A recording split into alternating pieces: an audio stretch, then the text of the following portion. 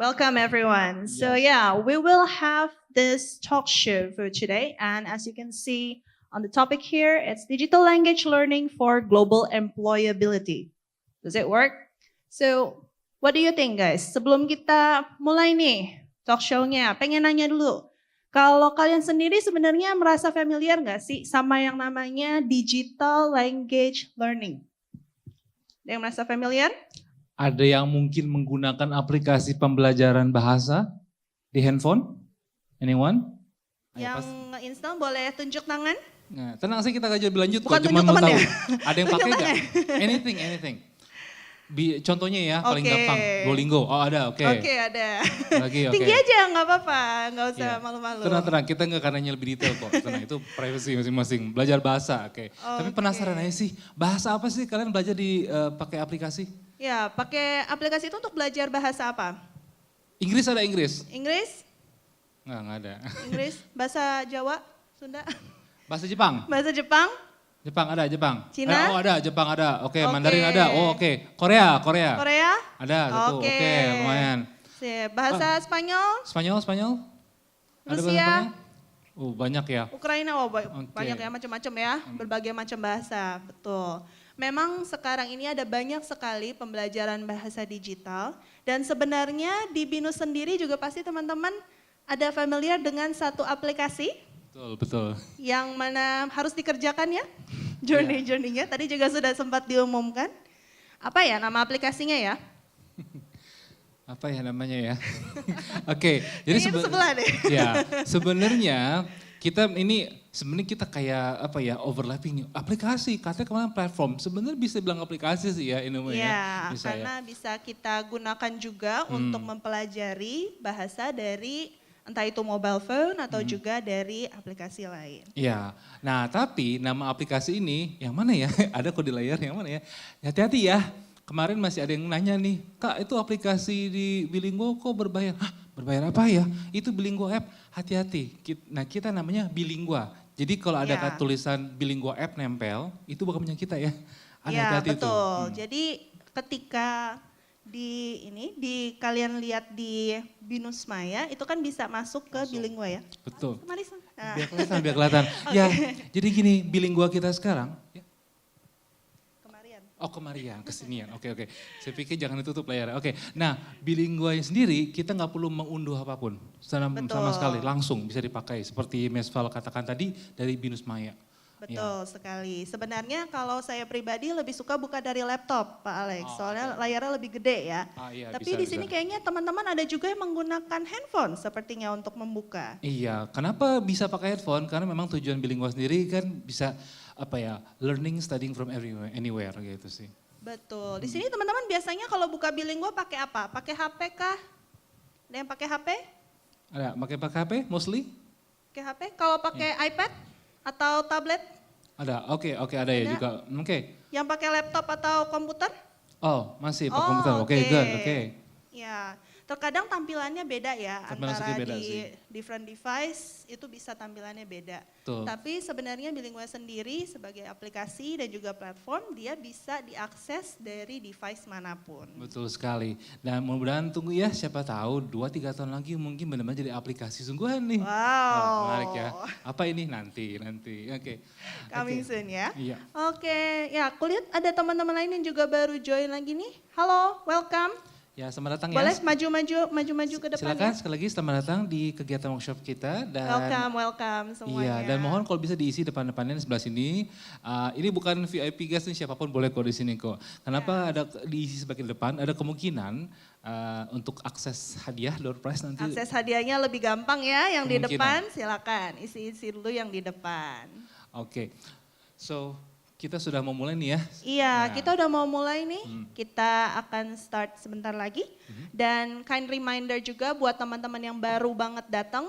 Halo semuanya, jangan lupakan untuk mengerjakan bilinguanya ya. Karena akan ada due date-nya. Pak Chandra mau tambahkan? Untuk due date bilinguanya? 31 Juli. 31, oke. Oke.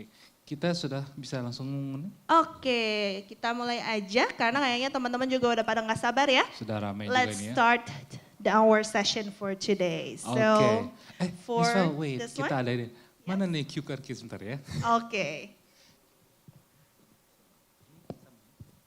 Thank you so much. Ini ya. That's one. Okay, thank you. Ya, ini kalau MC namanya contekan kita di sini nih. Kita ada pertanyaan-pertanyaan nih. Oke, so pakai bahasa Inggris Indonesia nih. Monggo. Okay. To officially start our event today, let us welcome you all. Welcome to Bilingual Talk Show, Digital Language Learning for Global Ability. Does it work? Yay! Applause! Yay! Okay, welcome to all of you. We'll begin our event for today. Miss Val, we have some interesting name and faces here. Who are these people?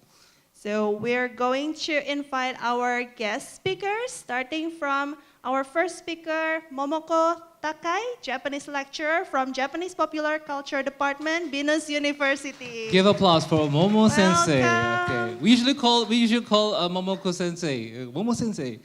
Ah, yeah. You can... Dozo Sensei. Okay.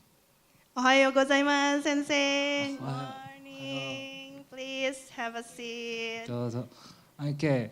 And then our second speaker is Hendra Bhakti, Digital Language Learning Center Manager. Pak Hendra, welcome to the stage with us. Welcome, Kak Hendra. Have a seat. Okay. Okay. If you don't know, Kak Hendra here is our boss. So we were confused. Like, should we call it Pak? Let's see. Let's call him Kak. Yeah, either way. Yeah, okay. So, okay. And then Our the third third speaker yes. is Carla. Okay, I hope pronounced it right. Chacon. Chacon. Yes. Okay, Chacon Carla Alonso. Chacon Alonso. Okay, Profesora Carla. Professora Carla, Spanish lecturer from Ministry of Foreign Affairs of Spain. Hello and have a seat. Okay, give applause for all of the speakers today. Thank you so much for coming. Okay, and now as an MC, we shall begin by sitting on this chair. Okay. So, yeah, it's really nice to have all of you here. So thank you so much for welcoming. And for this session, kita mau kenalan dulu nih ya sama pembicara. Di sini ada yang udah pernah hadir di kelasnya Momo Sensei atau di kelasnya Prof. Carla? Ada ya? Oke, berarti udah cukup familiar nih, tapi kita hari ini mau kenalan lagi. We want to get to know them a bit more. So, maybe I will start with Carla. Okay. So, Yeah, go ahead. please, have a drink first. Minum dulu ya guys, biar nggak aus. Okay. Okay, so Prof. Carla, please introduce yourself to all of us. You can go ahead. Good morning, everyone. Selamat pagi. Oh, So I'm teacher Carla from Spain. I came here with an agreement between the Spanish government, the Ministry of Foreign Affairs. So I will spend here the rest of the semester. I'm having online and on-site Spanish lesson here at Binus. Can you hear me? Yeah. And so I came here for this semester to teach Spanish to all of you guys, but I'm also created the curriculum for Bilingua in Spanish that will be available in the future, and I hope you will enjoy it and decide to learn Spanish. okay. Okay, Thank you so give an much. applause for Prof. Carla. Gracias, Prof. Carla. And then the next one will be Momo Sensei. Ohayo gozaimasu. Oh. Okay, I could hear some Japanese. Thank you. I'm working in business since 2022, so it's almost 4 years. And my working experience, more than 15 years in Japan as the social study teacher in middle school. That's the honor to come to here, and I hope you enjoy to our sharing experience today. And also, I will give you some Japanese quizzes later on, so hope you enjoy. Thank you. Thank you so much. Arigatou gozaimasu, Sensei. And then we also want to know about Kak Hendra. Pak Hendra? Kak Hendra? Please. introduce yourself to us. Okay. Okay. Hello, everyone. How is it? How is it going? Cool. Great. Okay. Cool. So my name is Hendra. I'm one of the people who is responsible for our beloved platform, Bilingua. So I with my team are working tirelessly, developing, maintaining, and improving the quality of our platform. I'm an ESL enthusiast, so I really love teaching. I've been teaching English for over 14 years, I guess. But since 2019, I was really interested in anything related to MOL and COL. Are you familiar with that? MOL, Mobile Assisted Language Learning and Computer Assisted Language Learning, when I did my master's degree back in Boston University. So right now I'm doing Bilingua, so I'm really enthusiastic and confident that we will be able to make it a better platform for our students. Thank you so much. Thank you so much, Kak Hendra. All right. So we already get a glimpse of who our guest speakers are, but I want to also go a little bit in depth with their experience. So can I ask Carla first? So Carla, can you share to us like the moment when you started this global employability journey? How did it go? And maybe for the slides, yes? Maybe you can share a bit to us? Of course. So I graduated in something that we call English philology in Spain. It's something really specific that you choose a language and then you see literature, culture, syntax, linguist, everything related to the language. So when I was studying English, then I decided to move to the UK. First, I worked as a nanny, as an au pair, and I was living with a family because I wanted to improve my English, and I didn't know how to go. I was underage. No, not underage at that point, but I was so young, and I didn't know what to do. So thanks to my knowledge of English, I was able to go and live with a family and just improve my English. And when I graduated, before graduating, I went to study in Italy. Oh, this one? Yeah. Oh, great. This one, because we have a program is in Europe. It's called Erasmus Plus. That the other day, if you came to the ambassador's speech, he mentioned that because there's also an opportunity for you to do it, go from other continent to study in Europe. But also there's the European Erasmus, so we can go and study 1 year in another European university. But in the papers, it's as if you were studying in your own university. So it's a year in which we have a lot of fun, we get to know another country, and the pressure is not so high as it will be in your origin university. So I went to Italy because I also studied Italian at uni. It was not extracurricular, but was some like optional subjects. You could choose what to do. And thanks to knowing Italian, I could apply and study in Italy for a year. And actually it's where I live, not now, but where I live now is in Italy. When I will come back to Europe, I will go to Italy. So that's why learning another language might be one of the best experiences of your life. Doing a program like Erasmus in Europe, for example. And then is when I moved to the UK again. I went back to the same family, but I met some people and then I decided to go and work in London. And all of my friends were Spanish, but I was the best at English, and because of that, they had like less qualified jobs, and I could get a job as a host in a Spanish restaurant, so my job was pretty easy and fun. Instead of being maybe a waiter as my friends, that is of course okay, but thanks to the language knowledge, you could apply to maybe a better job. And yeah, after that I did my master's, came back to Spain, and thanks to my master and of course my English certificates, I'm here working as a Spanish lecturer in the other side of the world. Wow, that's a really nice experience. So thank you for sharing with us. And I can see that in here you also have this experience as language assistant in a secondary school, and I can see your students are really diverse. That was isn't actually it? before my master's. Okay. For that, I applied when I was a student of my last year, fourth year. And it's again another scholarship. Like what I'm doing here is not considered a scholarship. is kind of like a grant, more or less. But that was like a lower one because you didn't need the master's. And I needed my master's to come here. That was just with my bachelor's degree. And I went to Milan to work for a year, but I was a high school language assistant. So I was not officially the teacher. I was always in the classroom with another teacher. Sometimes they left me alone, but in theory, I should not be alone with them. Oh, Yeah. I see. So you have a lot of experiences, Italy and also Italy twice London. and UK twice. Yeah, wow. And now you're in Indonesia. So how long have you been in Indonesia, Carla? I came in September. I was actually supposed to arrive so I came on December. I was supposed to arrive in September for the first semester, but visa issues and stuff, so I came in December. And I will be here until the end of the year.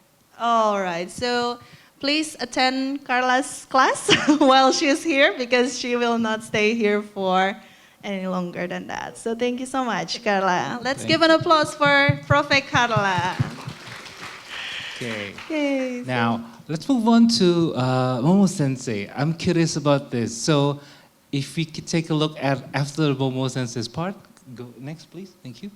You put something interesting here, Momo Sensei, about this. What does it mean, Momo Sensei? We want to know. Okay, thank you. This is my journey in learning English. Okay, the slide is the 4 stages for my steps. Okay, so the first one, my story begins with silent. For almost 10 years, I was what you might call the silent learner. I read English book, watched English movies, listened carefully, but I almost never spoke. I didn't have a confidence, and I was afraid of making a mistake. Yeah, but during this time, I was building something essential, a strong base of input, such as rhythm, vocabulary, and the structure of English. So now, then the second, everything changed when I traveled abroad for the first time in 1999 to Korea. Wow. Sorry, it's so age gap, right? Suddenly, English was not just a subject. It became a fundamental tool for honest communication. It had ask for direction, talk with local, and use English. That's when I realized that a language is not just knowledge. It is a connection. This was the moment English came alive for me. It was a living, breathing language I needed to use. I made a mistake, but those real-life conversations gave me confidence and motivation. And then third, later I had a chance to study more formally in academic setting. This was a big step. I had to write an essay and give a presentations in English. At the first, it was scary. But I learned how to think logically, structure my idea, and explain clearly. English was not longer just something I used to survive. It became a way to think and grow. The last step, now I'm not only a learner, but also teacher. I use English to teach, to collaborate internationally, and to create digital content. With tools like AI and language applications, communication is faster and more creative than ever. I try to bring this spirit into my classroom, using technology, storytelling, and empathy to teach language. Learning language is not a straight line. It's like this. It's journey of silence, supply, struggle, and success. So that's the explain to how to journey on my learning English. Oh, wow, okay, thank you for the insight. That's actually, you know what, I believe some of you also have experienced the same thing, yeah? Some of you learn language like English or any kind of a language starting from listening, right? So for example, let's go back to those who study maybe Japanese, those of you who learn Japanese, you might be not learning Japanese, but watching anime, right? Or maybe listening to songs. Songs in maybe as Japanese. well, okay. Yes, right. So back in the days, in my time, we used to watch not K-drama, but Japanese drama. You know, back then it was a lot of Japanese. I learned like we have Indonesian version, right? But then we try to listen at the Japanese song. So sometimes me and my J-pop, friend we go J-pop. to we go to the karaoke. We actually sing the song. We don't know the meaning at all. Without reading the subtitle. Yeah, so that's really right. interesting. Okay, what about the next slide, Momo Sensei? What is this? Yeah, so the how I could road to this journey because of the three keys things. Talk about when learning a new language, I think we need motivated, consistency, and access to native materials. The motivated, let's be honest, it comes and goes, right? That's you say. We started with the big dreams, but lose energy when it gets hard or when we don't see the progress. But it's totally normal. That's why learning together in a community really help. The next, consistency. We often study a lot, maybe 2 days, but forget 2 months, 2 weeks. Daily small steps beat one big session. Even 10 minutes a day is better than nothing. So try making a daily habit. That's I did. Wow. Let's give an applause for Momo Sensei. Okay, that's really nice. That's really true. So, Yeah. And then the last one, yeah. So I think it's the same as the YouTube channel. Yeah. The native materials, it means not everyone has native speakers online, like our department. yeah. Yeah. So, but these days we have the YouTube, Netflix, and podcasts. So you can listen to real conversation anytime. Just pick something fun or interesting in for you. Even if you don't understand everything, that's how we build real comprehension. That's what I think. I totally agree with you. And I'm also a language learner. So even though I have already graduated from my master's degree, but I still love learning language. So I told Carla this when Carla first came to Indonesia, that I'm currently studying Spanish as well. And I'm also learning Greek and Korean. So I love learning languages, but like Momo Sensei said before, instead of studying it for 2 days in a row and then not touching it anymore and then completely forgetting it the next couple of weeks, it's much better to learn little bit every day, maybe 5-10 minutes, and also immersing ourselves in watching films or let's say listening to the music. And I think that's where the digital language learning comes in. So I think this is a question for Pak Hendra. Yeah? So what do you think, or how do you think language learning through digital means can help students to retain that knowledge better compared to the traditional learning setting? Okay, yeah, I think it's a big question because I know like a lot of people are questioning the efficacy of learning a foreign language through a digital platform because compared to the traditional method, I myself was born and grew up in a village. Like I was surrounded by teachers who taught English traditionally, like in classrooms. We didn't have any exposure to any digital platforms. I didn't listen to Netflix, watch Netflix, listen to Spotify or any other source of authentic materials. So it was really, of course, to some people, it's doubtful. Like, does it work? But yes, a lot of people have tried to conduct some studies, some research on the efficacy of the digital, the use of digital platforms to enhance our language proficiency. And of course, like this is what I found. Like, of course, you can do your own search, but this is what I found. It's really surprising that a lot of people out there have benefited from using the digital platform to improve their language proficiency. For example, their vocabulary, there are some studies providing some evidence on that. The listening comprehension.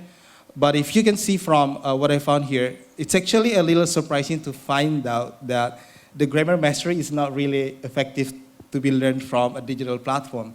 And also the other two productive skills. If you're aware, the speaking and the writing skills, because back in our traditional classes, it was easy to interact with our friends in classroom, with our teachers, and also produce some writing. But using some digital platforms, sometimes we have some limitations, like the one what we have right now. We still try to improve some features that will accommodate, they will enable our students to practice their speaking skills, their writing skills, because we believe if it's done properly, if you can move to the next slide, I think I made a quote here. Yes, this is what I personally believe, that learning a language through digital platform can help learners acquire the target language as long as it is done properly. If you do it properly, just like the class that you do back in the traditional classroom, if you do it properly, a good teacher, a good resources, good method, it will work. Just like the digital platforms, if you do it properly, you get yourself exposed to the target language, you practice, of course, it will work. And yeah, I also personally believe that there isn't any amount of classroom learning or classroom teaching that's necessarily enough to acquire the target language. At the end of the day, you need to practice. You need to have a consistent practice and real-life usage. Like you need to talk to your friends in English or in Japanese or in any other language that you are trying to learn. You need to write in Japanese, in Korean, in Spanish, and so on. So yeah, again, it all depends on how you manage your time, your energy, and strategize in your learning. So the next slide, please. Also found some studies on Duolingo. I think one of the most popular platforms, Duolingo. A lot of experts have done some studies on the efficacy of Duolingo, and then they find it effective. Yeah, they've made these claims. I took this from their website actually. So they claim that after studying on Duolingo for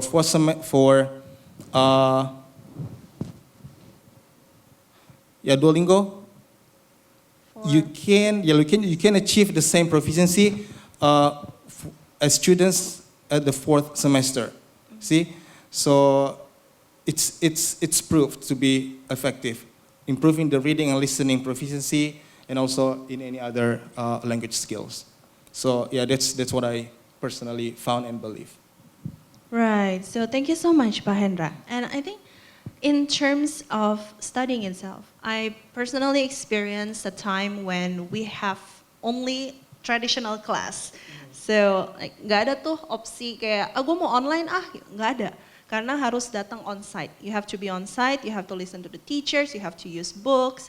But after COVID particularly, we all started to do online learning and we become so much comfortable with it. And it actually unlocks a lot of things that traditional learning cannot unlock. Kan nggak mungkin ya guys, tiba-tiba misalnya malam-malam gitu kan, lagi belum ngantuk nih, terusannya mau datang ke kelas and then suddenly in the middle of the night you call Momo Sensei, Sensei, can I come to your class? Only 10 minutes ya Sensei, after this I want to sleep. You can't, right? Or maybe Profe Carla, you suddenly contact her, Profe Carla, can I come to your class? And then she's in Spain. Like, you cannot directly fly to Spain and come back in 10, 15 minutes, right? But because of digital learning and also like Mahendra mentioned before, we have Bilingua, which we already take care a lot, and also we keep on making improvements every time. This application can help you, this platform can help you to enjoy little bit or bite-sized pieces of learning that can help you to practice. And kalau misalnya lupa, kalian bisa lihat di notes-nya, atau kalian bisa cek lagi gimana sih video contoh-contohnya untuk kalian bisa terapin di kehidupan nyata. So that's really interesting. And what do you think, Pak Alex? Yeah, I agree with you. So I also experienced the same thing. I live in an era where Actually, internet wasn't some sort of like a usual stuff. I remember I have to actually go to my lecturer's house to submit a late submission assignment. Seriously. So I remember like, Alex, if you want to get good score, give me this. This is my house address before 8 p.m. I did it, and I Literally graduate. drive Literally, there. I have to go there by bike. So it was. Now it's much better with online learning and stuff. Of course, there's some minus side, the positive, negative. But all I see now, it's getting better. It's getting faster, easier, and hopefully it will help you as well. Now, speaking of easy and help. Kahenda already gave us a really good insight about this efficiency, effectiveness between the traditional one, the modern one, and also example from Duolingo. One question before we move to the next segment. Contekan ya. So Kahenda, could you give us some example of how us Binusian can leverage their digital language learning certification to secure international opportunities like you experience as well. They may not access, otherwise. Maybe some, yeah. Yeah, I think opportunities is not something that you just can find and by luck, So it's something that you need to create. So by starting your journey of learning a foreign language, I think it's one of the most important things that to share your story. So it's really important to share your learning journey, your stories to people out there. Maybe you have a platform like LinkedIn. You can share your learning journey on LinkedIn. And then the next step is that you need to showcase your piece of work. Like whatever it is that you have done using your language skill. For example, if you are a student of film, movie, whatever, maybe you have created a movie that's earmarked for English people, for example, like speaking English. Or if you're a student of design, you can showcase some of your piece of work that utilizes your language skills. So by doing that, you share your story and then you showcase your skills. People out there will notice, and then the opportunities will probably come at you. Thank you so much, Let's Kahenda. give an That's applause really good. for Mahendra. Yes. Now, for those of you who may know, I believe most of you know, but you know LinkedIn, right? Okay, great. So you know the purpose of LinkedIn, right? You do not post something like you usually post on X, Twitter, or Instagram on LinkedIn, yeah? Please don't. Yeah, please don't. Please, like what Kahena just mentioned, showcase your achievement, like certification. Your skills, Even yes. if you think like Duolingo certification, yes, you can. I also put it actually. So why not? It's like to show, hey, I can do this. I can speak this language. That is Right. And self-accomplishment. don't forget, after you finish your journey, you can also get bilingual certification. In a manner of speaking, So, yes. And you can also put it as yeah. well in your LinkedIn. Like, oh, you finished this level of English in an online language learning platform. That will be interesting as well. Exactly. And before we move on to the next slide, I would like to extend hi to the ones in Zoom. Sampai 800 loh di Zoom. Really? Hello, Oh, okay. everyone. Hi, everyone. I hope you can hear Hi. us. 800. Okay. Is it all around the city, Miss Phil? Yeah. All around the city, not just Jakarta, right? Yeah, so 800 with the one in Zoom, and the ones in here, we get 200 applicants, if I'm not mistaken before. So, Okay. yeah, it's pretty big crowd. So, wow, 843. Wow, okay. Hello, Hello semuanya. everyone. 844. Some of them for Bandung, maybe Semarang, and maybe It's focused on Could be. Jabodetabek because mostly the it's BIFES, greater area yeah. Jakarta. Oh, so hi, We hi have then different- Alsut and also Bekasi students. Hello. Yeah, wow. Maybe It's even more, 844 now. 844. Okay. Like they are more interested to attend digitally. Yes. Yeah, So yeah, we digital are also language doing learning this and digitally digital as well. attendance. Okay, great. By the way, teman-teman, jangan sampai ada yang pergi dulu ya, because we will have the QR for the session later on in this session. Okay, so let's go to the next slide. I think there will be a really interesting thing Yeah, about the next slide. the next slide, please. Thank you. So about global employability at BINUS. Wow. So as you might know, when you apply to BINUS, BINUS is a university that has a lot of global partnerships. And we also have the enrichment process, right, Pak Alex? That's right. Kira-kira di teman-teman di sini ada yang tahu nggak ya syaratnya enrichment itu apa ya? There's a lot. Ya, bilingualnya kenapa? Yeah. Siapa tadi yang jawab? Oke, bilingualnya mesti kelar. Iya, benar. Bilingualnya mesti kelar. You have to finish your bilingual first before you get to enrichment. So next slide, please.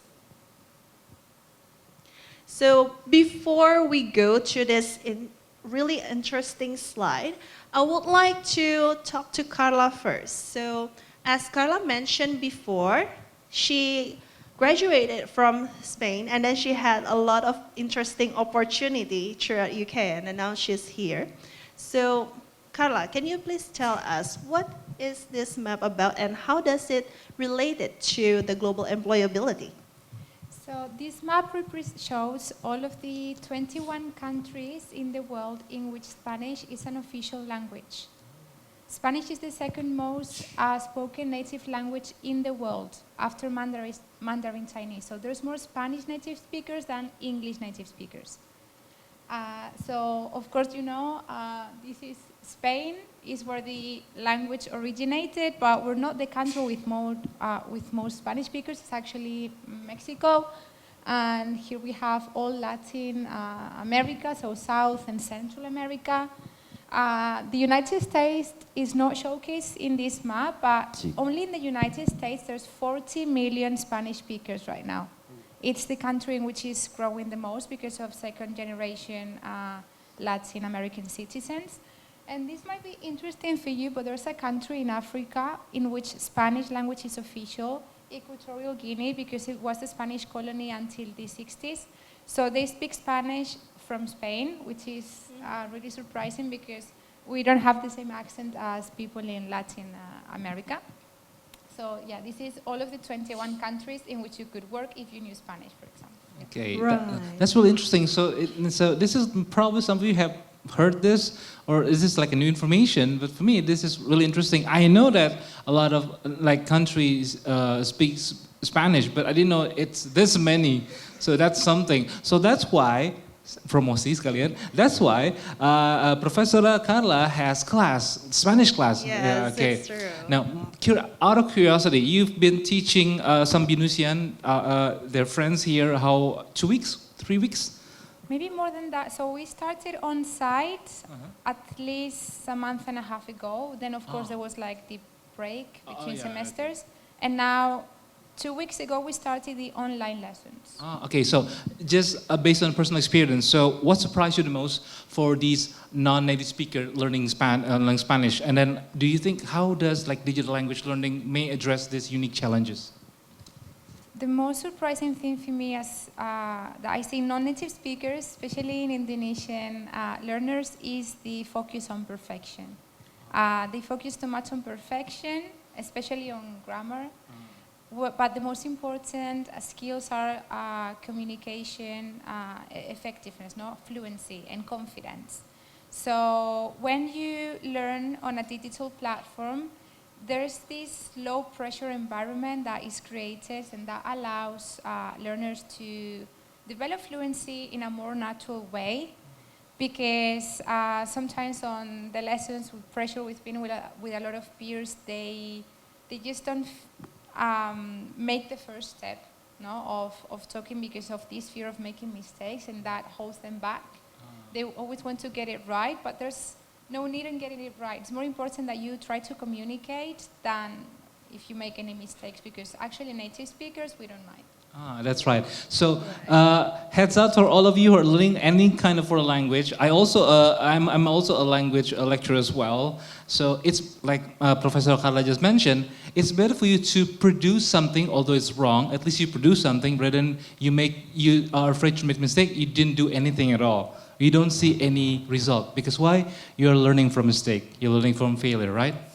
So please talk. Don't be embarrassed. Like I remember maybe Momo Sensei just mentioned on the slide about collaborative learning. Now, not to have you on the word, but you can learn with your friends, right? For example, I may have like really tiny skill in Japanese, and I try as best as I could try to speak with Momo Sensei a little bit of Japanese, although not much. Yeah, so I try as best to pretend, because like Momo just mentioned, sometimes you may forget the language that you learned for quite some time, right? If you don't speak it, you forget about it. Let me give you one example. A few decades ago, I learned Mandarin. Seriously, I passed Mandarin, Hanyu Pinyin. But now, can I speak Mandarin? Not at all. I forget because I never use it. It's a shame though, right? Yeah, so thank you as well. And yeah, I think if you guys have followed Bilingua YouTube, we actually made a really interesting podcast about Spanish learning with Profe Carla. So buat teman-teman di sini yang mungkin bisa follow Bilingua Binus at LinkedIn, at Instagram and also at YouTube. Bisa juga lihat dari Spotify ya, kita juga ada untuk podcastnya di situ. And we actually talk about how Spanish learning process can really help students with their work.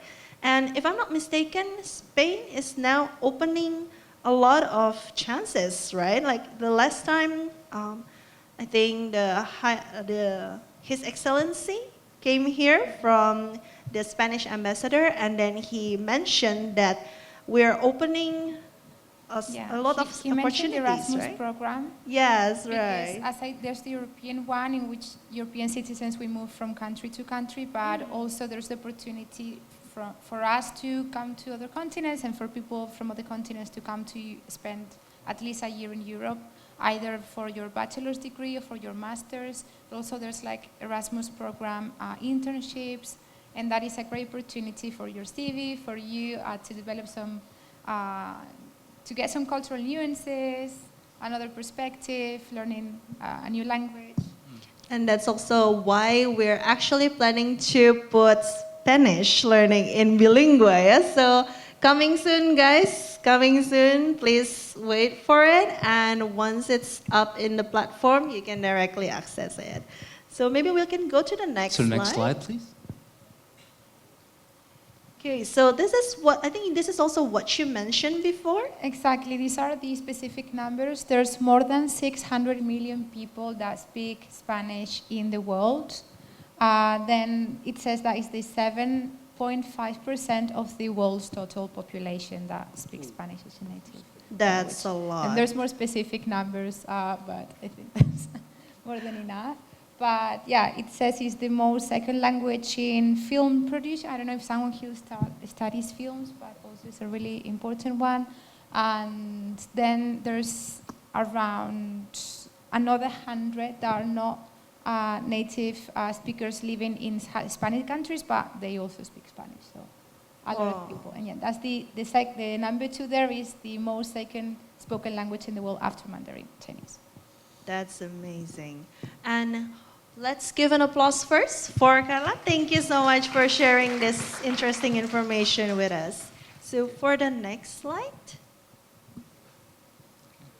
we're talking about language learning, why it matters. And I think Mahendra would like to share a bit about this one.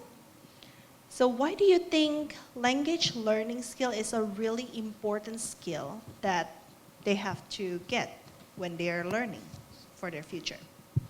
Yes, we're talking about the global opportunity, right? The global employability. Of course, one of the things that you need to open the door to the world is the language itself. So, out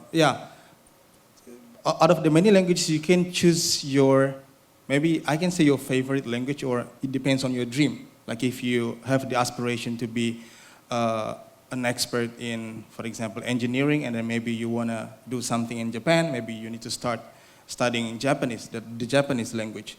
So I think it's really important to do some research first, like what you want, like what is your future aspiration, and then you can start preparing your language learning journey from there. Because again, actually, I found some interesting data. Do you have the slide here? Do you have the next slide? maybe the next slide? Slide. Actually found some. Maybe the next one, the other one. Next, please, sorry.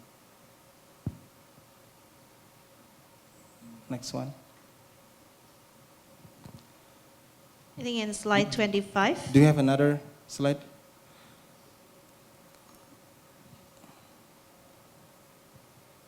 Yes.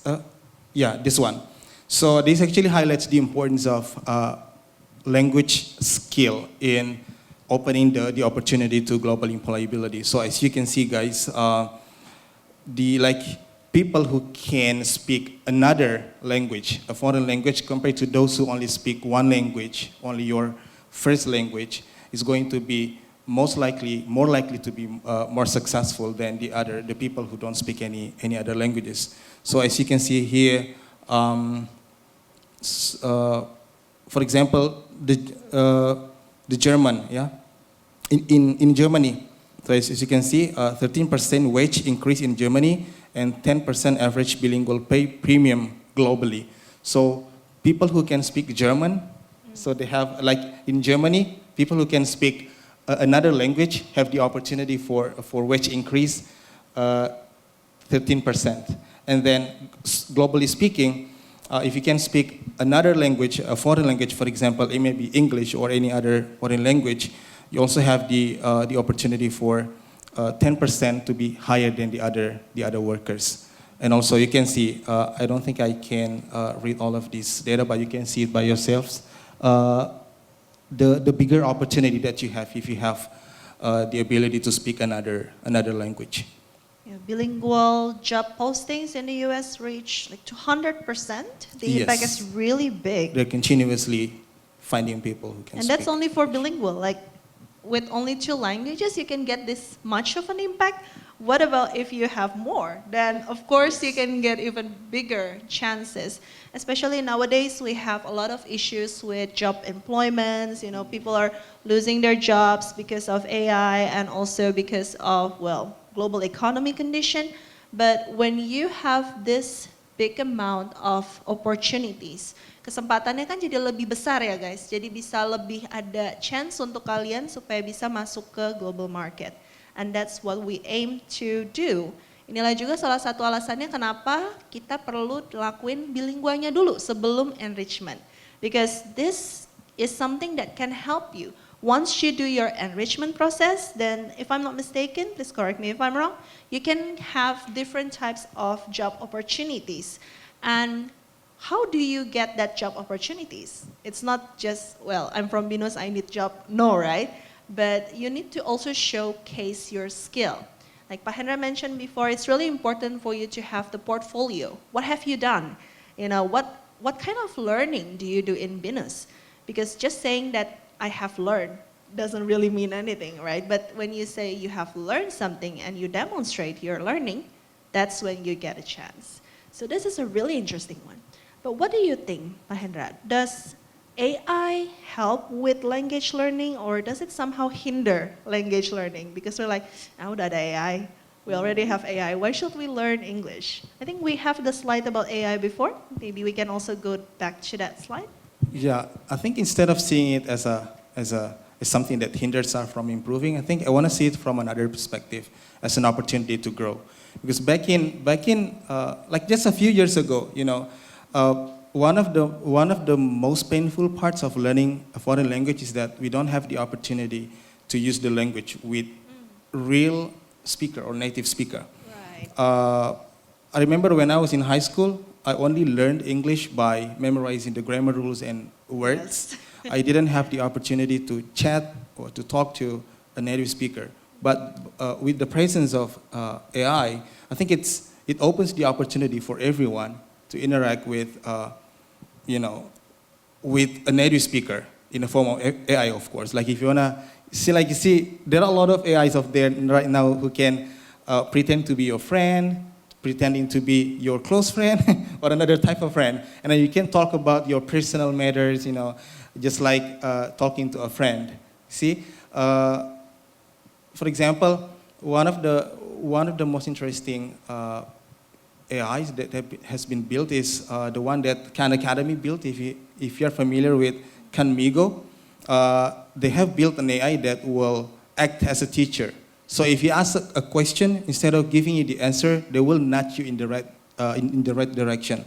Like if you make a mistake, instead of spoon feeding you, giving you the answer, the AI will try to provide you with some prompt, asking you another question to nudge you in the right direction.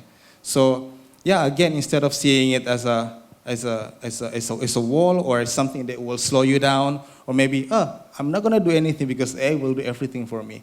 See it as an opportunity to grow, something that we couldn't do a few years back.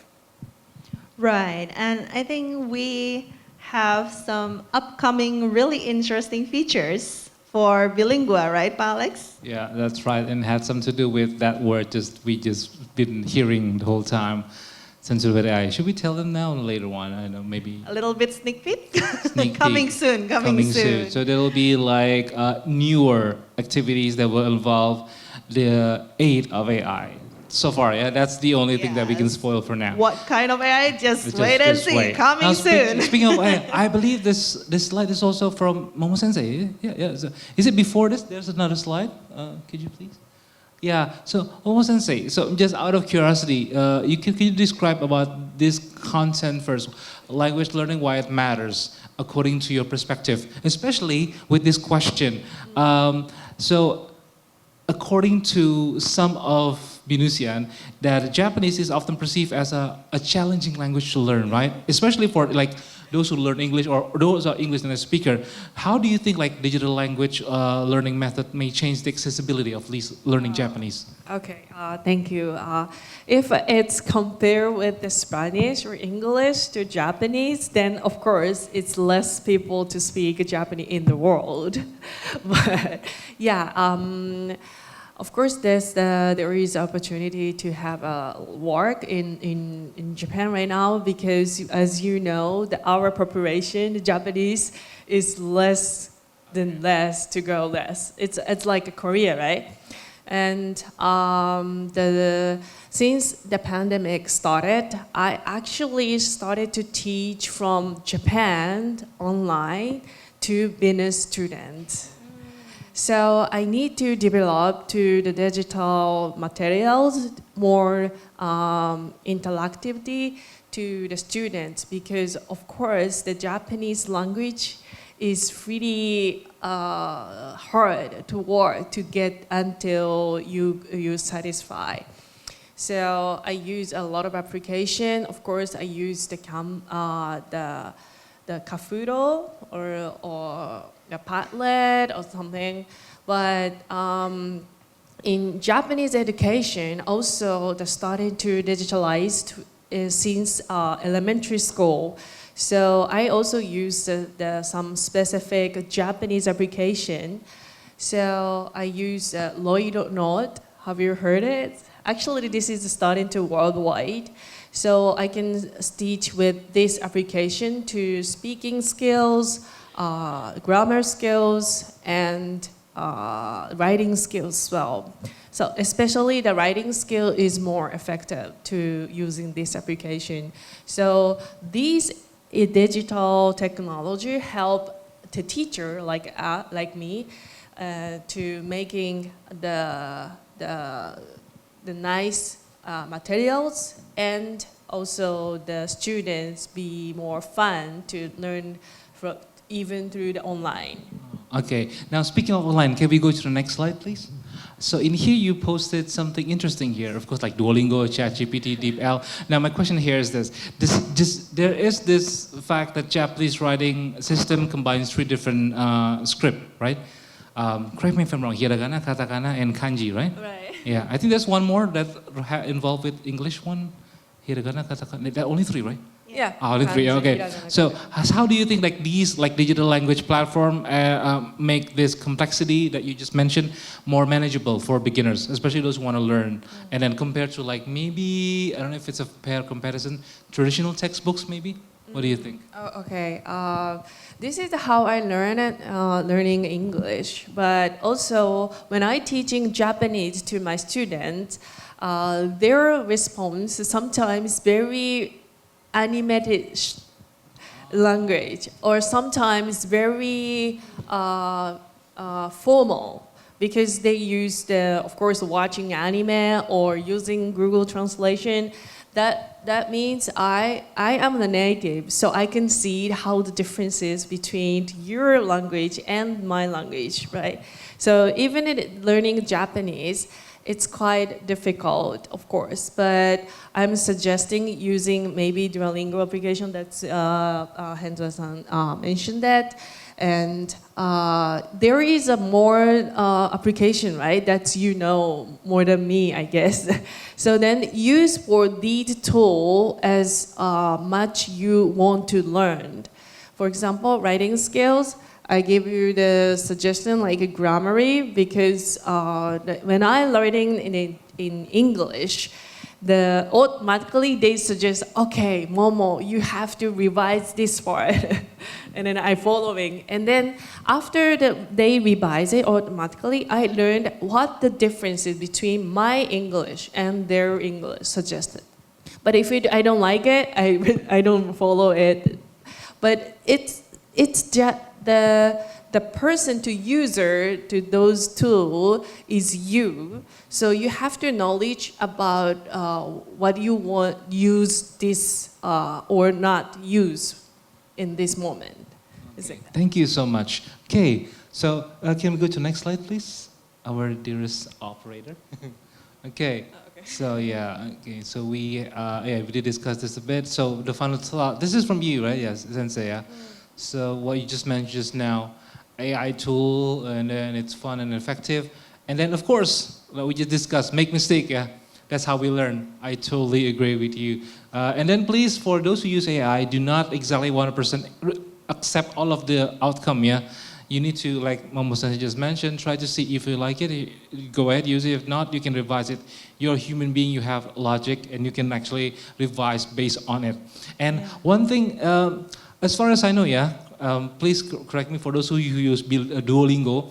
I think Duolingo has a really decent, situational conversation. Because if I remember, I tried to learn Japanese by the book. When someone asked me, how do you buy something? They, on TV and on the book, it's really different. You know, how to, the daily conversation. Context is different. The book text is really long. Meanwhile, originally in conversation, it's really short. Let me give you an example. Me and my colleague, we also teach BIPA, Bahasa Indonesia untuk penutur for foreign speakers.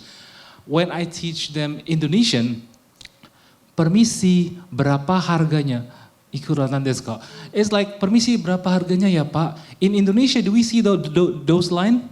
Kayaknya nggak ada ya, belanja beli. You just really, Pak, berapa, right? Really short. No one says, halo, selamat siang Pak, ini berapa ya harganya? Terima kasih. No, right? But we have to learn like textbook like that, right? But Duolingo doesn't have like that. It can go directly. So do be careful, yeah? Textbook and digital. It's just an insight, maybe. It's true. And that is also why we're currently revamping Bilingua. Jadi mungkin teman-teman yang pernah dengar dari seniornya, aduh gue ngerjain Bilingua tuh susah ya, atau gue ngerjain Bilingua kok kayaknya nggak nyambung ya. Nah, we're actually listening to you guys, and for this year, we're actually revamping the entire context. We give you fresher look and fresher context. Jadi lebih nyambung sama keseharian kalian sehari-hari. Nah, this kind of learning system is what we keep on doing for you guys. Ya. We want to make it better supaya lebih bisa kena nih ke daily konteksnya kalian masing-masing. Mungkin boleh kita cek slide berikutnya. Ada pengalaman dari teman-teman kalian yang juga pakai Bilingua. Sebelumnya, sorry.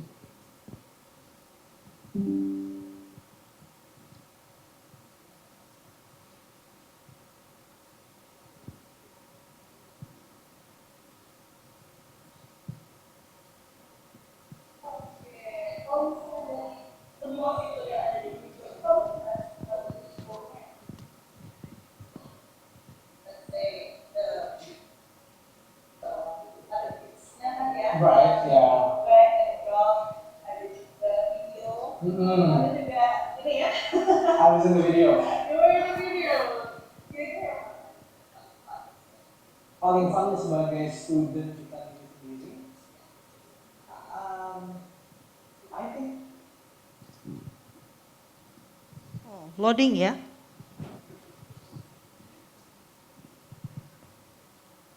Internetnya agak butuh didoakan ini guys. Remember positive and negative? The negative one is connection, that's it. Tapi moga-moga teman-teman yang di Zoom masih tetap tersambung ya. Di Zoom nambah loh, hampir 900. Yeah, doing learning, I think that's the most fun thing about it. Video helps, of course the video helps. The video helps. Gak bisa di-skip, kan gak bisa di-skip lagi. I think the video helps, tapi I think for the most fun, in my opinion, is just doing the bilingual and learning and progressing and learning new words, vocabulary, structures, and everything like that.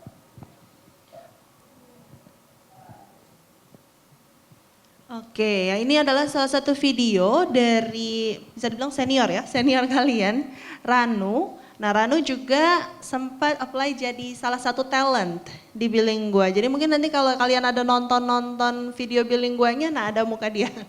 Karena dia salah satu talentnya. Kemarin pun juga kita sebenarnya ada lempar ke teman-teman ya untuk kesempatan jadi talent. Karena kita lagi cari talent untuk ESP, English for Specific Purposes. Sneak peek ini juga yang akan upcoming di tahun ini course-nya. Jadi stay tune. Ya. Nah, ngomong-ngomong soal ini, informasi tentang talent ini, Kak, ini talent ini emang dibayar ya? Nah, talent ini sebenarnya adalah mahasiswa yang akan direcord untuk menjadi bagian dari video pembelajaran bilingua. Bukan kalian yang ngajar ya, materinya dari kami, tapi kalian jadi tanda kutip wajahnya. Okay. Yeah, you become the face of bilingua in a sense. Okay, and also you get probably a decent amount of compensation for this, of course ya. Yes. Nah, jadi kalau kalian merasa, tampang gue bisa eksis nih kayaknya nih. Lo coba aja kalau ada nanti ada pendaftaran seperti ini, there's like a video talent like this. If you want to register, go ahead. Now actually it's full ya. I think we already fill in all of the slot ya. Yes. But who knows? Maybe in the upcoming courses or like an update and stuff, like Ms. Val just mentioned, Bilingual always try to maintain its quality with like improvement. Of course, we always listen to your feedbacks. So believe it or not, yeah, based on your previous senior feedback, the content you have now is actually the revision to what was. Yeah. We revamp it based on your Based on seniors. the comments and now, and then Comments, yeah. if you think like now comments is like, the recent updates still need improvement and stuff, let us know. We will try to accommodate all of those suggestions and try to put in the upcoming update if needed ya. So let's consider this. Ada yang main game dari sini? Genshin, Starrel.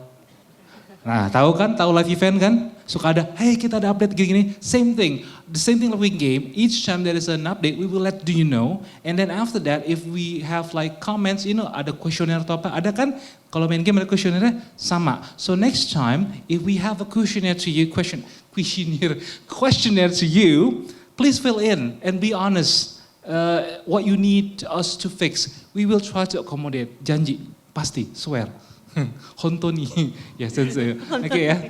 Oke lanjut lagi silakan Miss Val. Ya, dan seperti tadi Ranu udah bilang bahwa latihan-latihannya ini sebenarnya membantu ya untuk mempelajari vocab. Karena tadi seperti vocab, grammar, dan drillingnya itu semua bisa kalian dapetin dari aplikasi bilinguanya. Betul. Ada satu lagi testimoni ya dari senior nih ya. Yes, betul. Ada satu lagi silakan. I hope the connection is good.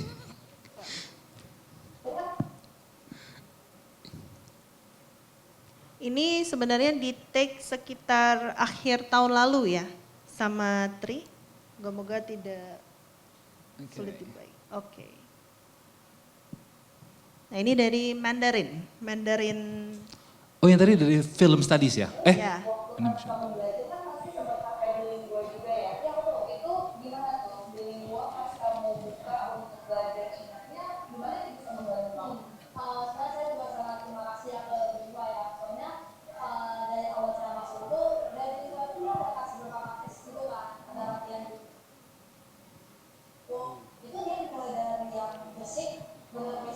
Jadi kalau misalnya yang udah basicnya mungkin agak gampang kerjanya, tapi kalau misalnya yang belum agak gampang mungkin dari sini dia cukup belajar dari ini, terus dia dari basic, terus apa basic, terus ada tingkatannya. Jadi kan kalau ada sulit gitu ya. Iya.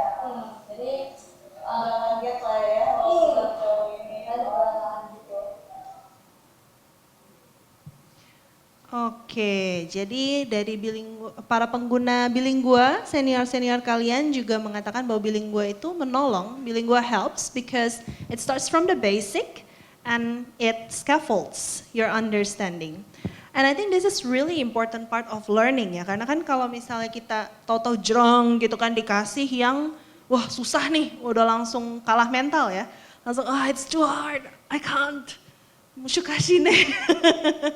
And maybe we cannot have any motivation for studying. So that's also one of the reason why we start from basic and then we put it in scaffolding options. So Pak Hendra, how can this method of learning that we implement in Bilingua help the students with their global employability as a pathway? Yeah, I think learning a language through a digital platform will offer you some benefits that you won't ever get from the traditional method. So, for example, one of the most powerful things from Bilingual or any other digital platform is the ability to do the repetition. Like if you attend a traditional class and then you ask your lecturer to repeat the lesson over and over again, at some point, Ditabok ya. you will get angry, like, hey, what are you trying to do? I'm getting exhausted. But if you learn from a digital platform, you will be able to play the video, the lesson over and over again. And then, this is what I also found really interesting. See, like out of the many languages out there, there are a lot of languages in this world. But if you have to narrow it down to some specific languages that are in high demand, maybe you can choose from this list. See, Mandarin, German, French, of course, Japanese, and Spanish. So from what I found, actually, German has the most openings for global opportunities. And then comes next French, see, and then we have Spanish. Spanish, a lot of job opportunities, openings for people who can speak Spanish. So yes, as I mentioned, language skill is like a key to open the door to the global opportunity. So by choosing maybe one or some of these languages, maybe you can start your journey from there. Right, and from all of these languages, we already have Japanese, Mandarin, English for sure in Bilingua, and then we will have Korean this year. Siapa tadi tuh yang belajar Korea? Annyeonghaseyo. Nanti bakalan bisa belajar Korea juga dari Bilinguanya ya. And coming soon, Spanish as well. So let's give an applause. And hopefully we can implement other languages too ya. Mungkin one day bisa following ya yang lain. Based on this high demand, high demand information here from Kak Hendra. Sorry, Pak. Kak Hendra here is there's a chance maybe I don't know. Could we have like French and German, Deutsch, Français, Deutsch, and Arabic, and also what else? Russia. Yeah. Maybe, I don't know, who knows in the future. Yeah, back again, like if it all depends from Binusians, right, from the students. So as we mentioned before, we have heard your seniors' feedback, and at that time they said it will be really good if we can have Korean and Spanish, and lo and behold, this year we're doing Korean and the next one will be Spanish. So now, it's also possible. Yeah, probably they're confused like, wait, do we have this? And how do we do it? We only have like a package of language we need to learn, that's it, right? Maybe in the future, who knows, you can get to choose. You can like register and subscribe to a specific optional courses. Who knows? Could be in the future. Why it may happen? Because someone, your senior, asked it. So that's why, go ahead, please fill in your any ideas, suggestions, Yes. yeah. We Nanti will hear surveinya you. diisi ya guys, Yeah, jangan please do. di-skip biar nanti bisa makin bagus. Yeah. Now speaking of global employability, if I may, I want to ask Professor Carla. So once again, you teach non-native Japanese, sorry, Spanish speaker, right? Okay, so from your experience working with like some Spanish language learners who's going to be entering like global job market, which specific language skill in Spanish have proven most valuable for this type of employability?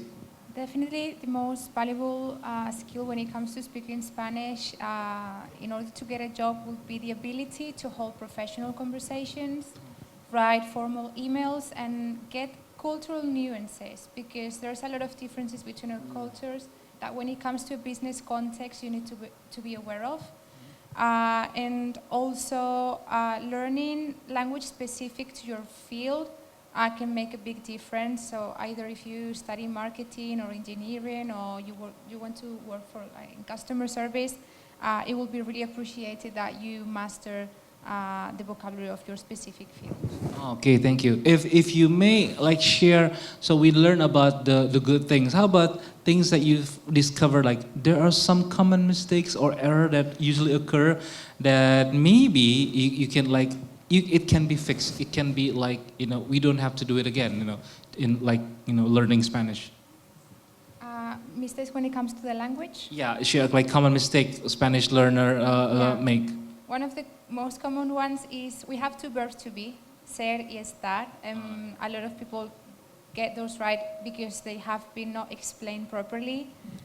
There's like an old rule that doesn't really work, and then that leads to a lot of misunderstanding. So for example, on a digital learning like Bilingua, when I created the curriculum, there will be feedback that will flag immediately that mistake, and also will explain why it's not correct and what implies culturally, because it's not the same using, if you say soy aburrido or estoy aburrido, one is I'm boring and the other one is I'm bored, for example, but could be bigger misunderstandings coming from that. Yeah, that's right. And yeah, so in ser estar, you're gonna see later on the information about the to be in Spanish.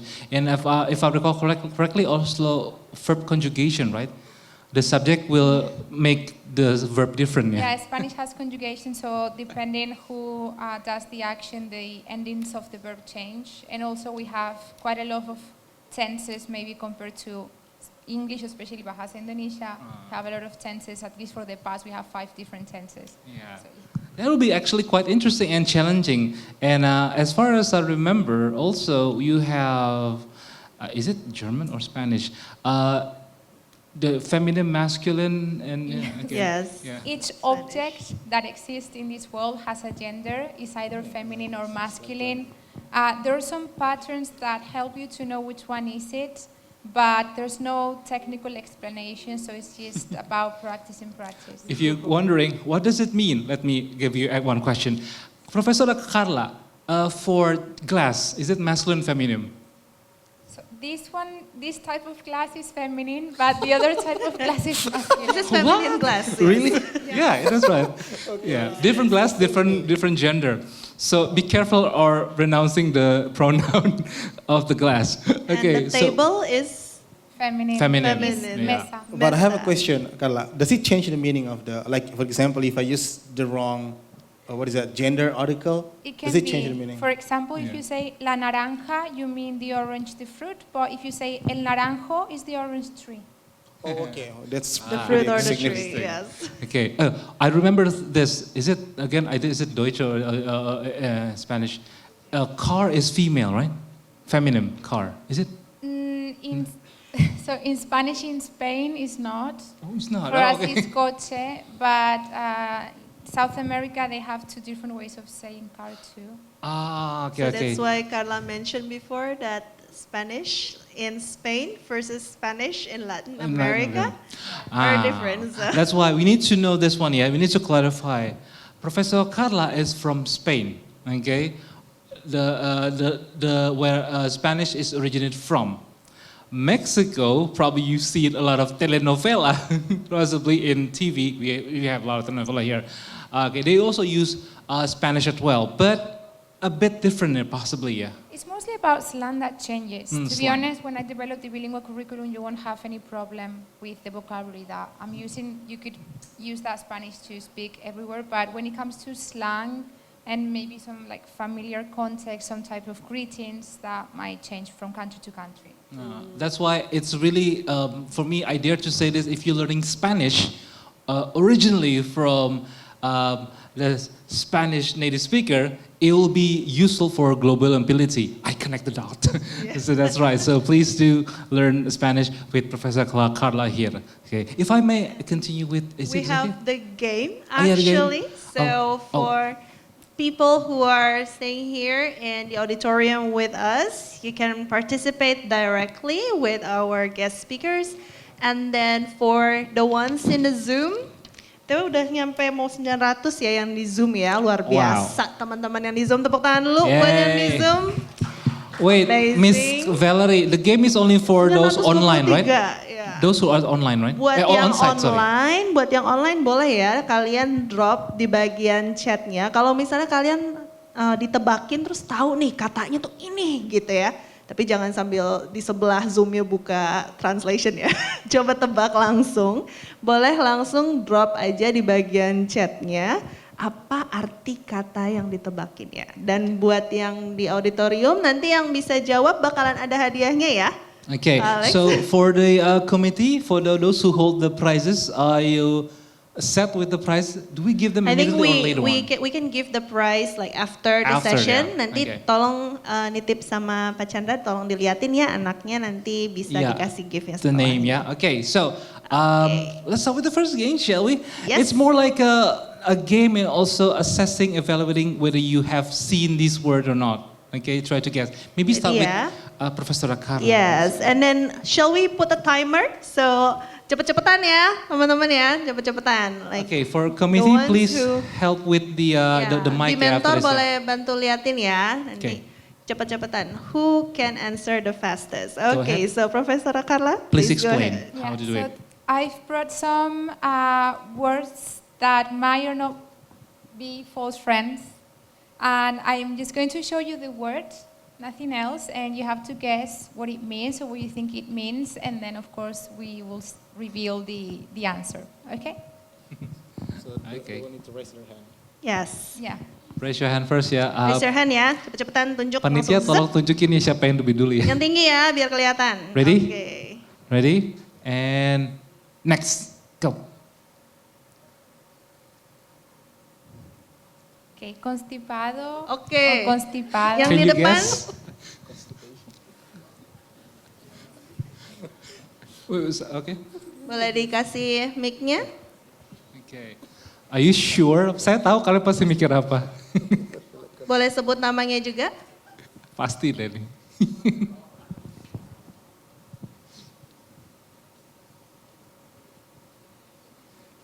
Oh, atau kalau mic-nya nggak nyala boleh agak kenceng aja.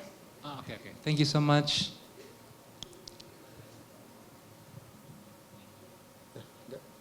Bisa? Ya, boleh agak kenceng aja. Hola.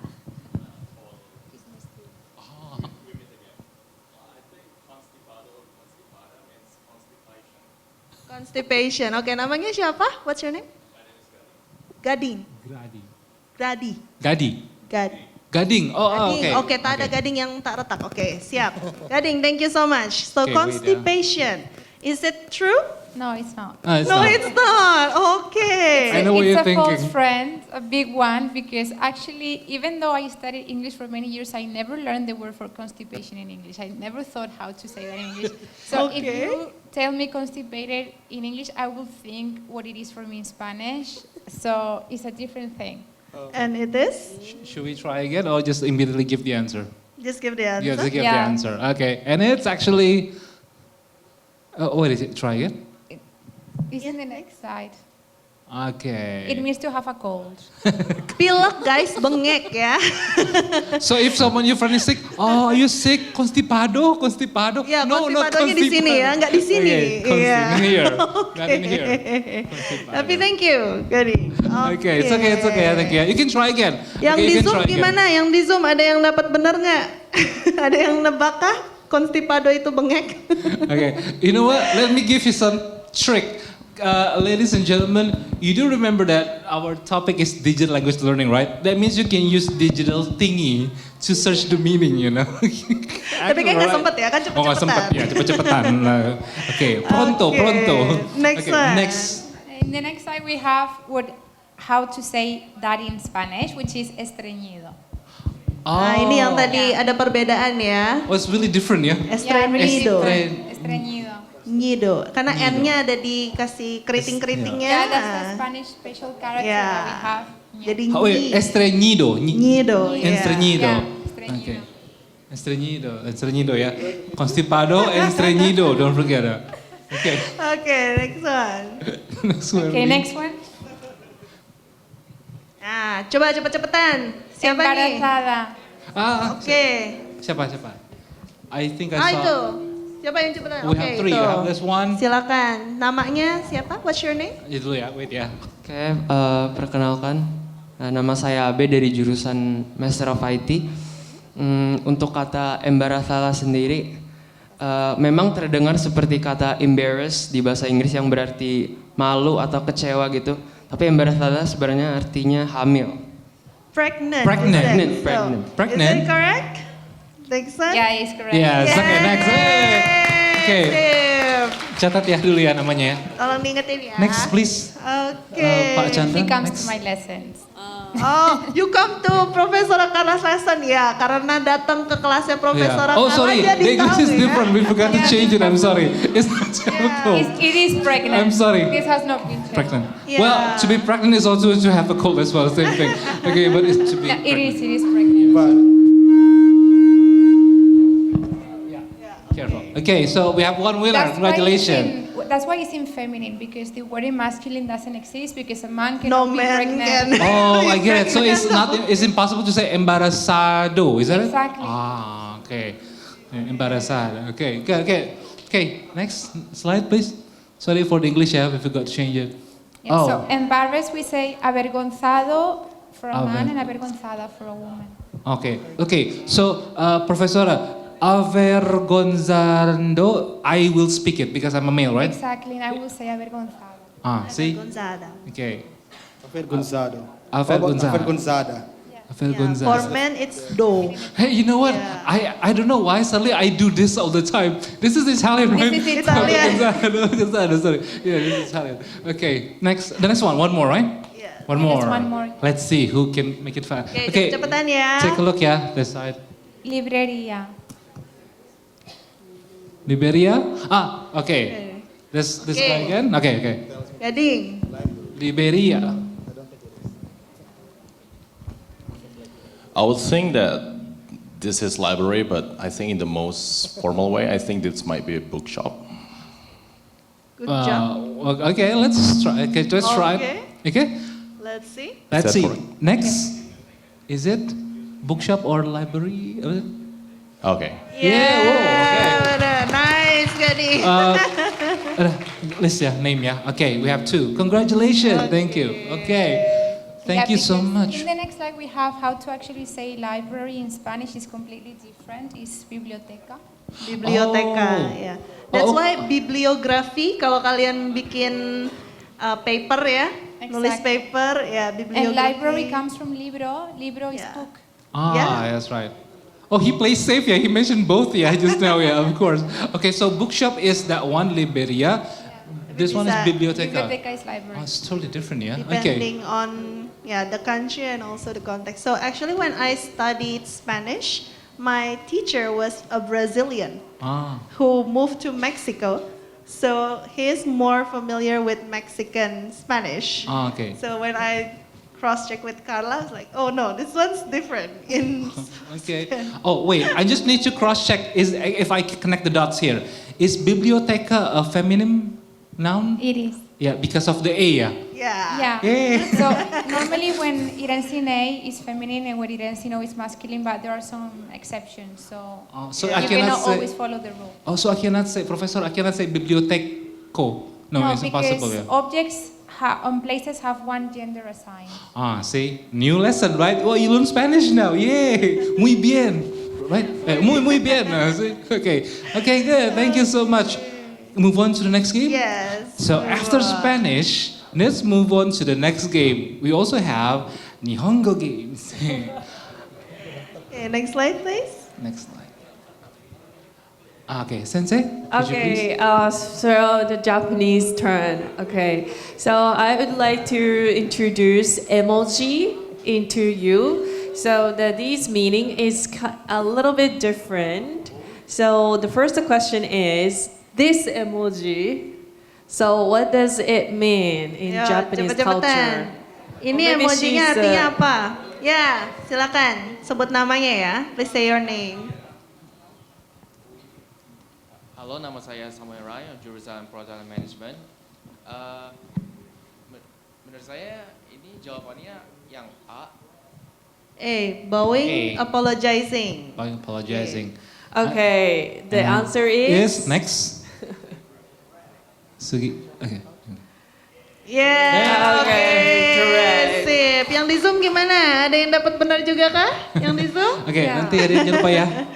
Udah di marking? Oke. Sudah? Oke, great. Thank you. Nanti ya, wait So ya. this is kita- an easy one, right? Yeah. Okay, next. Next. Oh, challenging one. Ya, Okay, cepet-cepetan. what this? Nanti guys sore. Ya, silakan. Yang di depan baju putih. Please say your name. Siapa? Hello, Oh, my yeah. name is Jennifer, and I think the answer is C, sweating or feeling nervous. Wow. Sweating or feeling nervous. Nicole ya, tadi ya namanya. Oke.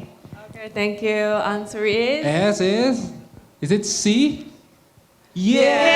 Oh, benar. Yeah, mantap. mostly when I use a feeling nervous, I use this emoji.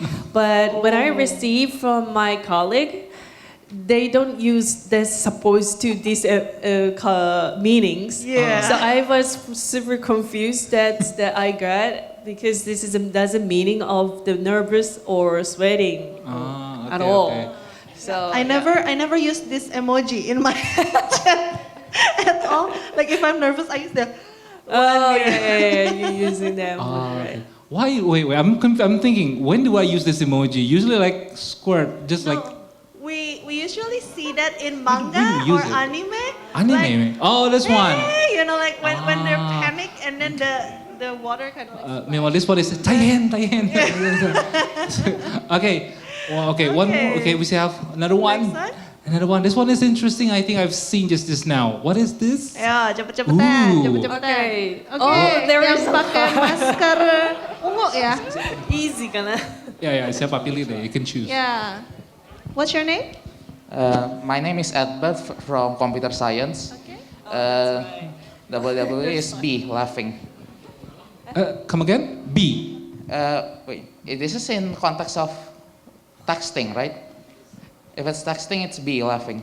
Oh, laughing. B. Beta. And the answer is it laughing? Yay! Correct. How do you know? I can't even guess this. Yeah, it's whoa, whoa, whoa, whoa, whoa, whoa. You watch anime, yeah? Maybe. Can you explain about the meanings? You wanna try? I've seen some Japanese content and I've heard they like to use grass as laughing because it sounds the same, I think, if I remember correctly, and they like to make the grass symbol is SW, so they usually text WWW as laughing. Oh Nice. yes, thank you. Let's give it a applause. Oh, okay, wow. Mantap. Not WKWKWK. Yeah, if in Indonesia it's wait, WK WK, ya. WK is Indonesian, WK. Okay, Yeah, but interesting. the wiki in Yeah, bahasa, Wiki. the meaning is letter, right? Yeah. But when I using this three W, that means looks like glass. Oh, It's the way making you a picture with the draw grass. right. Yeah. So sometimes we just use this kanji kusa, Kusa. which means the laughing. Okay. I Can- see. Can we still have one more? I think Momo Sensei has like another one. Okay, another one, yeah? Momo Sensei. Yes. Okay. Ah. Okay. Next one is kanji quiz. Oh, kanji guys. Okay. Cepet-cepetan ya. Yang di Zoom juga boleh di drop aja di chatnya. Okay. Next. Ayo, Okay. cepet-cepetan. Ya, What is the silakan. meaning of kanji? Yang I give depan. up. I give up. Huh? Ya, what's your name? My name is Sarli. Yeah. Sally, I yeah. think I'll guess B, something exists or to have. Oh, okay. Okay, is it true? Let's check. Next slide. Let's check. But Oh, okay, nice. By the way, the Zoom people are they also in answering as well? Let us know ya. If they Ya, are. nanti No, kita no one. cek sama-sama ya. Oh, oke. Di Zoom ya. No Soalnya one, mungkin not back and forth agak susah buka Okay, layar ya. Aru mean exists. Ari. Adi or Alu. It sounds Okay. two sounds. Adi or Alu. The meaning is exist.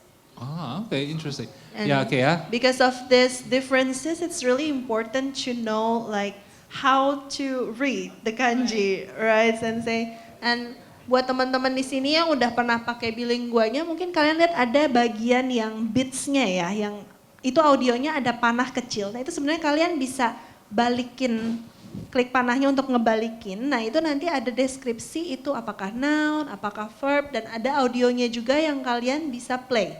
Karena meskipun kalian ngerasa, gue udah bisa nih bacanya, tahu-tahu ternyata kanjinya beda ya. Turns out, even though you think it's Ari, it turns out you can also sound it as Aru, for example. So Right. you need to play the audio there.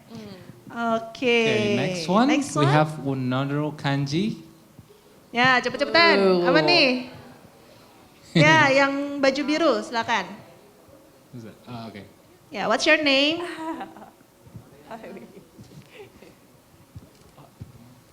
Okay. Lah, kok ketawa? Oke, Ohaya Sensei. Oh. Oke. Nama aku Weni Adinda dari Japanese Popular Culture. Oke, harus benar ya. Harus bener nih. Iya benar-benar. The answer is C. Okay. Difficult. C, difficult. Ya, coba kita cek. It was difficult. Yeah, exactly. Musukashi ne. Oke. Yeah, muzukashi. Muzuka. It's called muzukashi. Actually, my question, the key question is next question. Okay. Can you go to the next question? So, next one. Yeah, so I learned two kanji today, right? The one is exist, aru, ari. Right? Another one is muzukashi. It means difficult. But if we make it combine, two of them, then one word. Nah, ada yang tahu ketika digabung jadi kata apa nih? Arimusu. Ayo, ada yang tahu? Ada yang tahu? Anyone? If these two kanji combine, it will become what? Yeah. Ini dua kata digabung jadi satu. Mina. Ya, silakan yang baju putih kuning. Putih kuning ya itu. Oh, siapa dulu? Ya, ya. Agak itu mikrofonnya, silakan. Maybe difficulty exists. Ya, Yeah, bahasa difficult Jepangnya English apa? means one word. In a way, yeah. Bahasa So Jepangnya everybody, apa? I'm sure everybody knows this But Japanese. not that quite right ya, not yet ya. Ya, not yet. No Oke. one? Come on. No online? Ada? Anyone? Apa di Zoom ada? Try to guess. Oke. Zoom? Anyone from Zoom? No. Oke, Nggak gimana ada. No, Sensei? no, no. Please. Okay. Okay, the answer is Next. arigato. What? Really? Why? Now, okay, wait. Sensei will Arigato. try Where is to the explain. musuka? Why suddenly gato? Momo Sensei, could you elaborate there? What? Okay. Nani? Do you know the arigato meanings, right? Means Thank you. yeah, but actually the meaning is it is difficult to exist. Something rare, something special.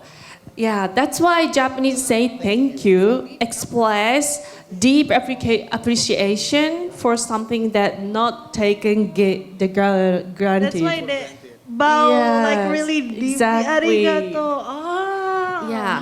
So this is related with the three contents: rare, pleasures, and never guarantees.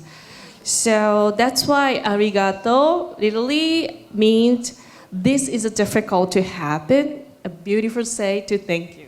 Wow, let's give an applause for our guest speakers. Yeah, That's this one, really yeah, what Momo Sensei just nice. mentioned, yeah, by the way, yeah. Yeah. So, yeah, that's right. So, arigato means a lot of things. Okay, not just thank you. It has like a deep fundamental meaning. I remember when I learned Japanese, my sensei also informed me about what is it when you're trying to eat? Itadakimasu. It doesn't mean like let's eat, right? It's something else, right? Thank you for, what is it? Was it like? Yeah, itadaku is the taking alive. Yeah. Someone's alive. So it's not always about eating, yeah? Yeah. Okay, see, something like that. So you learn about these things, in any, maybe hopefully in like digital platform, possibly, hopefully, yeah. Okay, thank you so much. Thank Okay, you so yay, much. congratulations for those who Give you another won round the of prize. applause. Congratulations, and then you get new vocab today, yeah? Yes. Okay, And maybe we can check on the last slide. the next one, please. Next slide. Okay. So what did we learn from the quiz? A lot of people think that, oh, language learning, gue mesti ngapalin grammar nih, gue mesti ngapalin vocab nih. But it's not just that. What's important is to understand the context. Because without context, even though you can say your grammar really well, kayak tadi Pak Alex bilang ya, permisi, berapakah harga cabai ini? Begitu ya, nggak ada ya yang beli cabai kayak gitu ya. Pak, cabai pak, gitu kan, 5.000 gitu. So when you do that, you know, you can differentiate the way you use your understanding with context and without context. And with digital language learning, you have a lot of context in your hand. You have the videos, you have the audios, how to read it and how to pronounce it. And also you can also have the text as well. So please, for all of you, the one in auditorium and also the one in Zoom, I highly encourage you to do your bilingual and try to get all of the things that you can learn from there. Don't skip anything because it's something that you can take on for yourself and it's something that can enhance you and your language skill. What do you think, Alex? I totally agree. And what I believe Ms. Momo Sensei also wrote about value, emotion, and worldwide view, yeah, behind each words. So in Japanese words, there are like a lot of meaning and a lot of function and context. I do remember whenever we say like, oh, thank you so much, I would say, yeah, right? It would be nicer. It didn't say like in Indonesia, sama-sama, together, sama-sama. We cannot say, arigato, ishoni, what? Together, sama-sama. No, we cannot do that. No, we have to say, what would be the best response? If we say, どういたしまして。どういたしました. Okay. So things like that, we need to learn how to. For example, maybe in Spanish, we learn these things, right? Values, emotion, not just like learning speaking, right? When do you use it, right?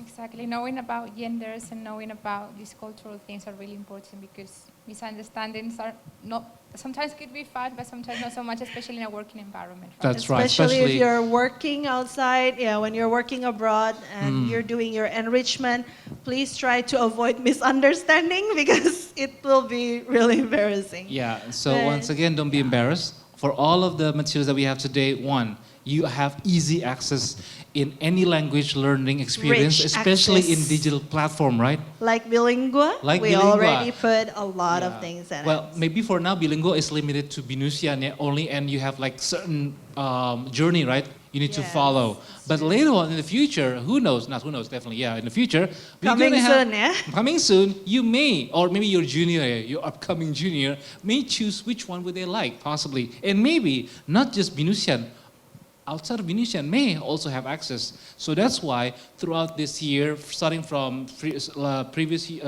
previous years until now, and maybe the upcoming years, we will continue improve our content. Improve not just content, all of the experience. We need your help. We need your feedback. So later on, once again, if you have like our team say, hey, we have some questionnaire, could you please fill in? Please fill in. Let your friend know. Because why? This platform is also for you. And also later on for the entire Indonesian, maybe entire world. So yeah, help us, help you, help the world. Yeah. Wow. Okay. And let's give another round of applause. Thank you so much. And we're done with our workshop for today. So please fill in the QR code before you leave for the attendance. Yeah, this Here. one first. Yeah, and then after that there will be some information about the winner of the speed run, yeah? Is it? Yeah. Yes, we will be announcing the speed run after the QR code. Yeah, first. In the meantime, thank you so much for our guest speaker, Momo Sensei, Pak Hendra, you. and Prof. Thank you, Carla. everyone. Thank Yeah, you so okay. Arigatou gozaimasu. much. Don't leave first, yeah. We want to give you something first, a token of appreciation after this. Okay, sudah? Sudah, okay. Now, let's go back to the list. Okay, starting from this one? Ya? Oh, belum? Oh, belum, ya udah. Itu QR code dulu. Oh, this is the answer. Oh, okay. Okay, so we have a speed run competition for Bilinggo, the winner. So we have this name from Alam Sutra. If you are in Zoom, take a look. Okay, hopefully If you you're are at Zoom here. or if you're on site, yang di on site siapa? Ada yang namanya ini? Okay. Tapi jangan ngaku-ngaku ya, kalau bukan jangan. Ada di sini mungkin yang dari Alsut ke sini mungkin nggak kali ya? Alsut bisa Alsut kayaknya ya. Okay, so congratulations for Bruni, Genoviva, Samuel, Patricia. Makin lama anak-anaknya keren-keren nama-nama. Sam, Colin, Uti, Clarissa, Gilbert, Florencia, and Clara from Alam Sutra. Okay, and then the next one. We have also another winner. Bekasi? Yeah, from Bekasi. We also have 1, 2, 3, 4, Ada yang 5. di sini? Gak ada ya? Yeah. Oke. Okay, we have Boleh a lot yang of- di Zoom, di screenshot nanti di Ya. kontak ya kakak Teman-temannya gue yang di Zoom, yang dari Bekasi boleh di screenshot kasih tahu temannya nih untuk nama-nama Artanti, Marco, Raka, Dwi, Raffi, Monica, Gozi, Zahra, Farah, dan Nadine. Silakan ya, boleh dibantu. Mungkin sih ada yang dari Bekasi juga. Ada satu lagi, ayo satu slide lagi. The last winner is from this campus, okay? So from Kemanggisan, we also have 10 winner. Congratulations. Ada yang di sini namanya? Ada? Ada. Senang. Oke, congratulations. Selamat ya, Omedeta. Congratulations. Yay. Ya. Ini kok mungkin ada yang nggak tahu speedrun ini apa sih? Mungkin ada yang nggak tahu speedrun ini apa sih?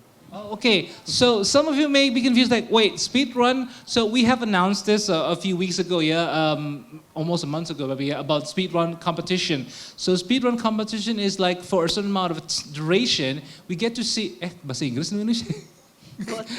We need to see who has finished bilingua, but in some range of time. If you are in that range of time, you may be included in this. Nanti akan ada BFest lagi di sekitar akhir tahun. Siap-siap ya teman-teman. Tolong di-follow dari Instagram Bilingua Binus. Karena kami biasanya selalu update di situ. Kami selalu update daily. Jadi boleh di-follow tulisannya Bilingua Binus. Iya, dan sedikit tambahannya Miss Val ya, seperti ini, kalau ada yang sadar gak, waktu itu hari Jumat dan Sabtu ada booth di bawah, ada stand di bawah kan ya, itu mungkin ada tahu, wah dapat door prize gratis, itu juga sama, itu bisa dapat. Ya, kita sering bikin acara, jadi kalau misalnya teman-teman lihat ada booth-nya Bilingua, boleh mampir ya. Dan as always, kalau misalnya kalian ada pertanyaan, Zoom kita juga selalu ready. Dan bisa ke lantai 7 juga untuk tanya sama kakak-kakak Bilinguanya. Iya. So thank you so much for today. We have to wrap up. Iya, Shall we take a picture together Iya. before we wrap up? Wrap up and stuff. Yang fotonya dari? Gimana? Berdiri. Token of. Okay, let's photo. Who will be the berdiri? Pak. Okay. You stand up. Okay. Tes. Yes, di depan Pak Alex. Di depan. Depan.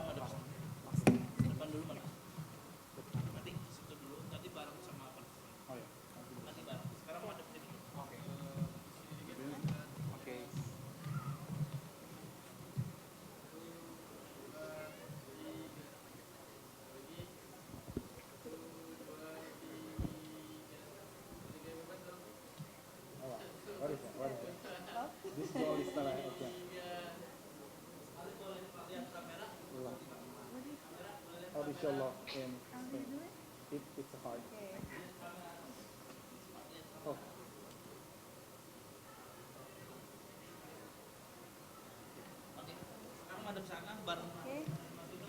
Oh, okay.